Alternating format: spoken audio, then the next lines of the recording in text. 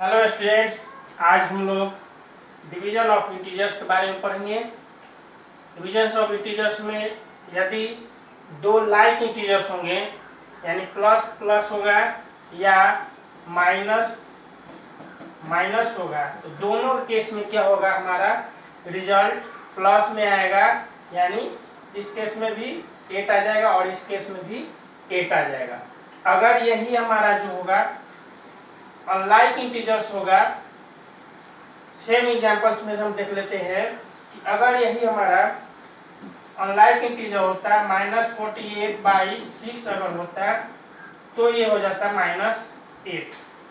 अगर 48/-6 होता है तो उस केस में भी क्या हो जाता है, 8 हो जाता है। यानी अनलाइक इंटीजर्स के केस में हमारा साइन जो होगा, हमारा साइन निगेटिव होगा और लाइक इंटीजर के केस में साइन हमारा पॉजिटिव होगा।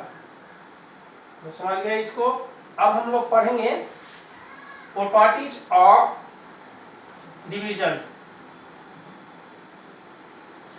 डिवीजन प्रॉपर्टी ऑफ इंटीजर पढ़ेंगे। Division property of integers.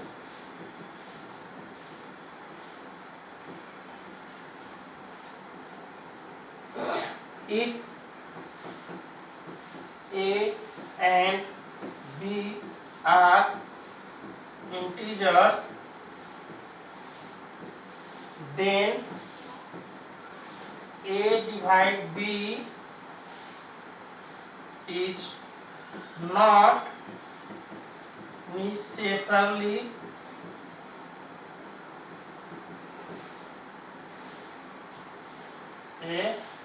an integer। यानी A और B अगर हमारा इंटीजर्स है तो यह कोई जरूरी नहीं है कि A डिवाइड B हमारा इंटीजर होगा ही।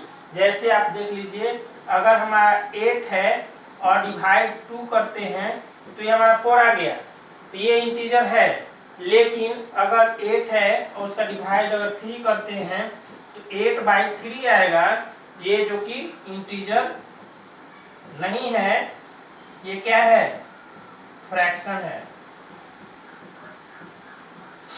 ये कोई जरूरी नहीं है, जैसे हम लोग मल्टीप्लिकेशन के केस में या एडिशन के केस में पढ़ते थे कि दो इंटीजर्स है और उसका एडिशन या सब्सट्रैक्शन भी क्या होगा, इंटीजर्स होगा। लेकिन डिवीजन के केस में यह जरूरी नहीं है कि वो इंटीजर्स होगा ही, यानी क्लोजर प्रॉपर्टी को ये शो नहीं करता है। अब दूसरा देख लेते हैं कि if A is an integer and A not equal to 0, then A divide A equal to 1। अगर A हमारा इंटीजर है, यानी मान लीजिए 2 है तो 2 डिवाइड 2 क्या आएगा, 1 आएगा। लेकिन यह कब नहीं आएगा, यानी अगर 0 होगा तो 0 डिवाइड 0 हम लोग A नहीं होगा, 1 नहीं होगा। ठीक है। अब अगला प्रॉपर्टी देख लेते हैं।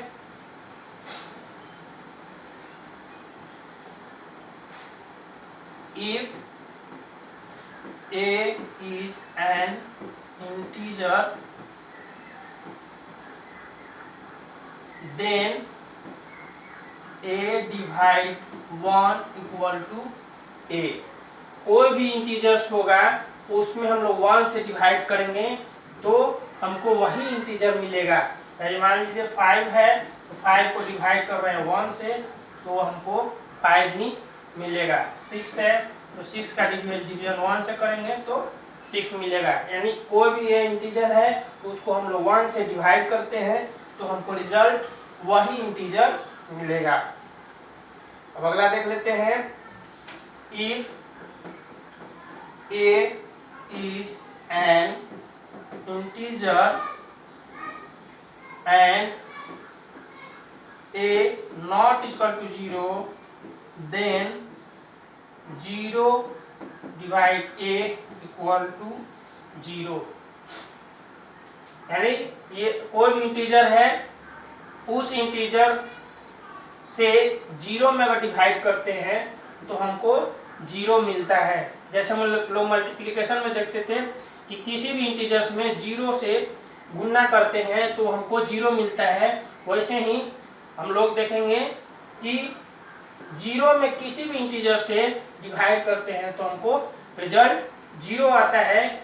कब? जब a हमारा 0 के बराबर ना हो। 0 के केस में क्या हो जाएगा? 0/0, यानी ये हमारा जो है मीनिंगफुल हो जाता है, अनडिफाइंड। हालांकि ऊपर आगे की कक्षाओं में इसको भी डिफाइन किया गया है, उसको आगे हम लोग समझेंगे, लेकिन अभी तक आप जान लीजिए कि ये आपके कक्षा तक मीनिंगफुल है या अनडिफाइंड है। अब आगे देखते हैं हम लोग।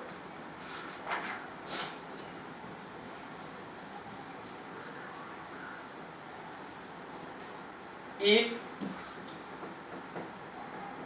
a, b and c are integers, then a division b division c not equal to a division b division c। यानी हम इस लॉ को कह सकते हैं एसोसिएटिव लॉ, यानी ये एसोसिएटिव लॉ को फॉलो नहीं करता है। एसोसिएटिव लॉ को फॉलो नहीं करता है, यानी ए को डिवीजन डालेंगे बी से और बी को डिवीजन डालेंगे सी से, तो वो वैल्यू ए में को डिवाइड करेंगे बी टू सी में, तो वो इक्वल नहीं होगा।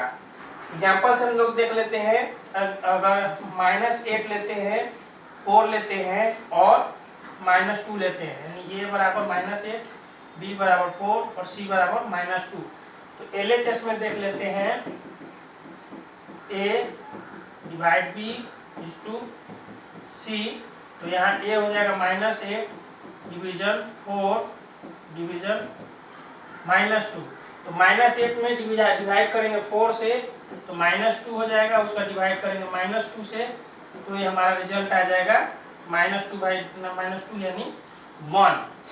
अब RHS में देख लेते हैं। RHS में क्या आएगा? RHS में है a के जगह पे हमारा हो गया -8 डिवीजन -4 डिवीजन -2, तो -8 या 4 में डिवीजन डालेंगे -2 से तो -2 हो जाएगा। अब -8 में -2 से डिवाइड करेंगे तो ये 4 आ जाएगा, यानी एक जगह पे आ रहा है 1 और एक जगह पे आ रहा है 4, यानी LHS not equal to RHS, यानी ये एसोसिएटिव लॉ को फॉलो नहीं करता है। तो स्टूडेंट्स, आज हम लोग इतना ही पढ़ेंगे और इसके बाद जो है हम लोग क्वेश्चंस डिस्कस करेंगे इससे रिलेटेड अगले वीडियो में।